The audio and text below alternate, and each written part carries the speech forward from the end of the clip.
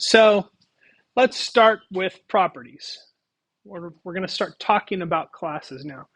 Class properties are variables that belong to that class. For example, when declaring a class, just like I declare a function, I'm still going to use the indented structure that I would use. So I have a class called CLCar, so one that represents a car. And in that class, I have a property called int wheels. It's an integer representing the number of wheels on the car.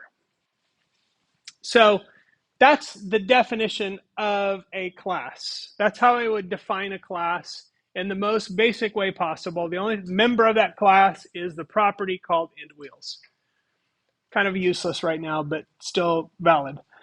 So if I want to create an instance of that class, I would assign it to a variable. I could call it my car, or I could call it OB car for object car, or whatever I wanted to. It's a variable. I should use valid names. Equals CL car, and I use parentheses after it because you can, if you want to, pass arguments to a class upon creation. We're not going to do that yet, but you can. So we'll leave empty parentheses here. So my car equals CL car, empty parentheses. And then, since the class CL car has an int wheels property of 4, I can now print the number of wheels for that car. So my car dot int wheels is going to output 4. I can also change that variable after creation. I can change that property so that my car has 6 wheels. Let's take a look at some live code. So if I go class CL car,